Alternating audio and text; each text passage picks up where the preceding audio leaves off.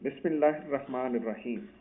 शुरू अल्लाह के नाम से जो बड़ा मेहरबान और निहायत रहम वाला है। My name is Nadeem Shahid, lecturer Urdu from Multan Public School and College, Multan. Today I am teaching you Urdu as a second language 3 to 4 8 code paper 1. Our today's topic is directed writing यानी मजमून नवीसी। जब भी हम कोई बात किसी से कहना चाहते हैं तो उसके दो ही तरीके इख्तियार करते हैं। ये तारुफ के हवाले से मैं आपको बता दूं कि एक तरीका होता है तकरीर का और दूसरा तरीका होता है तहरीर का।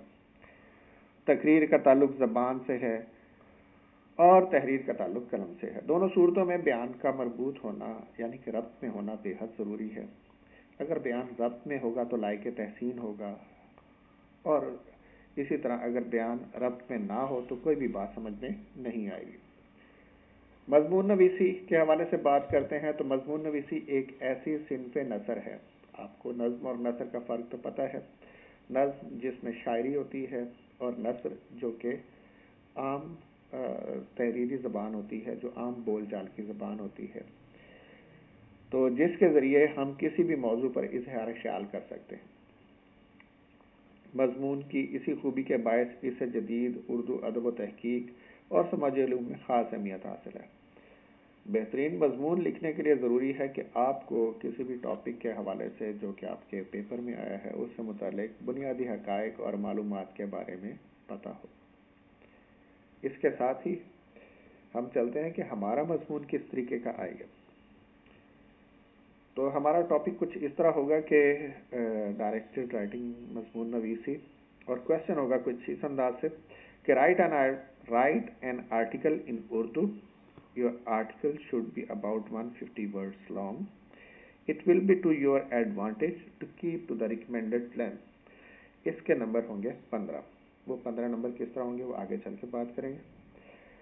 सबसे पहले जो हमारे सामने मजमून आता है उसमें एक मौजू दिया जाता है और खाका भी साथ ही दिया जाता है। जबकि दीगर जमातों में आप जिस तरह मजमून करते हैं, लिखते आए हैं, उसमें यही था कि आपको 2-3 मजमून दिए जाते हैं, उसमें से आप चूज़ करते हैं कि आप कौन सा किस मजमून पे बात करनी है। तो यहाँ पर आपको किसी किस्म की कोई सिलेक्शन की इजाज़त नहीं है। और दूसरा जो फ़र्क आपको नज़र आएगा इस मजमून लिखने में कि दीगर जमातों में जो आप पीछे से पढ़ते चले आ रहे हैं तो उसमें आप जिस तरह है कि आपकी कोई रिकमेंडेड लेंथ नहीं होती थी। कोई आपको ये नहीं बताया जाता था कि आपने कितना तवील मजमून लिखना है। इसमें तकरीबन आपको 150 अल्फाज पर मुश्तमिल मजमून लिखना होगा। और खाके में भी जिस तरह ये है कि दीगर क्लासेस में जब आप मजमून लिखते थे तो मजमून में ये होता था कि वही तरतीब जो एक रिवायती तरतीब चली आती है कि इब्तदाइया पहले लिखते थे, फिर नफ्स मजमून और फिर इख्तितामियत। इसका भी अंदाज कुछ इसी अंदाज में होगा इस पेपर में भी कि ये जो मौजू और खाका दिया जाएगा तो उसको आपने उसी तरतीब से करना होगा जिस तरीके से आपसे कैम्ब्रिज यूनिवर्सिटी लिखवाना चाह रही है मजमून। तो उसमें वो उन्होंने एक तरतीब आपको दी हुई है कि आपने मौजू और जो 3 निकात आपको दिए गए हैं उनको आपने मरबूत शक्ल में बयान करना है। आपको पता है कि नुक्ता, कोई भी नुक्ता जो आप बयान करना चाहें वो एक मेन पॉइंट होता है जिस पर आपको फोकस करना होता है। आपने गैर ज़रूरी मालूमात नहीं देनी होती। आपको पता है नुक्ता अरबी ज़बान का लफ्ज़ है जिसकी जमा निकात है। अंग्रेज़ी में इसे मेन पॉइंट भी कहते हैं। और ये वो निकात दर हकीकत आप समझते हैं पिलर्स, उन पिलर्स की तरह होते हैं जिस पर पूरे मजमून की इमारत खड़ी होनी होती है। तो आप अपने मजमून की इस तरीके से उसका खाका और जो खाका गिवन है उसकी तरतीब इस अंदाज में रखें कि जिस अंदाज में पेपर में दी गई है, ना कि अपनी कोई ज़ाती तरतीब बनाए। और इसके साथ साथ अपने पेशकश इस अंदाज में करनी है कि हर चीज़ के हर पॉइंट का आपने जिस तरह है, सबसे पहले तमहीद है, इब्तदाइया है तो इब्तदाइया کہ آپ ایک چھوٹا سا پیراگراف بنائیں، پھر اس کے بعد آپ کو جو 3 نکات دیے گئے ہیں ان کا آپ نے ہر نقطے کو علیحدہ پیراگراف کی صورت میں بیان کرنا ہے، اور پھر اختتامیہ جو آپ نے نتائج اخذ کیے ہیں اس میں ان نتائج کو آپ بیان کریں گے۔ اس طریقے سے چھوٹے چھوٹے پیراگراف بنا کے آپ اپنے مضمون کو خوبصورت بنائیں گے تاکہ اس کی پیشکش بہت پیاری لگے۔ ہمارا سب سے امپورٹنٹ چیز جس کا یہاں پہ میں ذکر کروں گا کہ باقی تمام جو کلاسز ہوتی ہیں اس میں ہمیشہ مضمون کو جسے کہتے ہیں کہ لینتھ کے حساب سے دیکھا جاتا ہے کہ کس بچے نے کتنا لینتھ ہی لکھا ہے، لیکن یہاں پر لینتھ نہیں آپ سے مانگی گئی بلکہ آپ سے معیاری زبان کا تقاضا کیا گیا ہے۔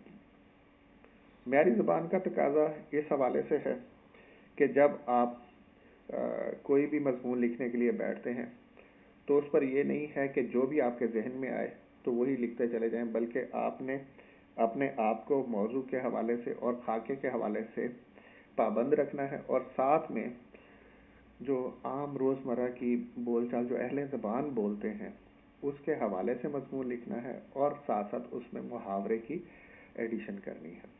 تو اس حوالے سے آپ کو مشق کی بھی ضرورت ہے، تو طلبہ کو چاہیے کہ وہ معیاری کتب، رسائل، اخبارات کے مطالعے سے اپنی معلومات اور ذخیرہ الفاظ میں اضافہ کریں تاکہ وہ ایک جامع اور زبردست مضمون لکھنے کے قابل ہو جائیں۔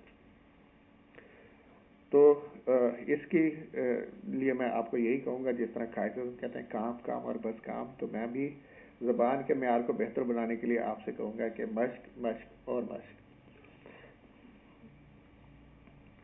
اب جو چیزیں آپ کو اس مضمون میں شامل نہیں کرنی وہ ان پر آپ غور کریں کہ غیر ضروری اور غیر متعلقہ باتوں سے گریز کریں، یعنی کہ ایسی چیزیں جو کہ ان 3 نکات میں پوچھی ہی نہیں گئی آپ اس کے بارے میں بات نہ کریں، بلکہ فوکس رہیں انہی 3 نکات کے اوپر۔ پھر بیان کردہ باتوں کو دہرانے سے اجتناب کریں، جو بات آپ پیراگراف نمبر 1 میں کر گئے ہیں یا 2 میں کر گئے ہیں اسے پیراگراف نمبر 3 اور 4 میں نہ دہرائیں، یا کسی چیز میں بار بار ایک چیز کو نہ پیش کریں۔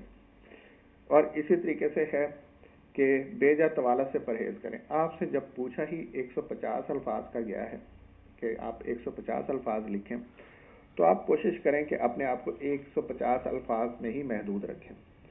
یہی جس طرح ہے کہ ادروائز جس طرح ہے طویل تو جتنا مرضی لکھتے جائیں، لیکن اس کے مارکس آپ کے ایڈ نہیں ہوں گے بلکہ وہ آپ کی خامی تصور کیا جائے گا۔ اس کے ساتھ ساتھ آپ نے دیکھنا ہے کہ کسی بندے کو بھی کٹنگ پسند نہیں ہے، یا خراب کام، یا جس میں کانٹ چھانٹ بہت ہو، غیر واضح لکھا ہو، ٹوٹے پھوٹے الفاظ لکھے ہوں، شکستہ طرز، اس تمام چیزوں سے آپ نے اجتناب کرنا ہے۔ آپ نے ایسے کام نہیں کرنے کہ آپ کی پریزنٹیشن بری لگے۔ پھر آپ نے درست املا کا خاص طور پر خیال رکھنا ہے، اور یقیناً جس چیز پر میں سب سے زیادہ کہتا ہوں کہ آپ صاف ستھرا لکھیں، خوش خطی اور صفائی کا خیال رکھیں۔ پھر مضمون لکھنے کے بعد اسے ایک بار ضرور پڑھیں، اس سے پڑھنے سے آپ کے مضمون میں جو غلطیاں ہوں گی اس سے آپ کا مضمون پاک ہو جائے گا اور آپ کا زبردست ایک قسم کا مضمون ہوگا۔ اب آپ اس مضمون کو جو میں نے آپ کو اصول بتائے مضمون لکھنے کے، اس کو سامنے رکھتے ہوئے اس موضوع پر ایک مضمون لکھنے کی کوشش کریں۔ آپ کی بار بار مشق ہی آپ کو ایک بہتر مضمون لکھنے کے قابل بنا دے گی۔ تو موضوع ہے بازاری کھانے، اور اپنے مضمون میں درج ذیل باتیں شامل کریں۔ صحت کے لیے کتنے نقصان دہ ہیں، یہ غیر معیاری ہیں اور مضر صحت ہیں، اور اس سے پیسے کا ضیاع بھی ہوتا ہے۔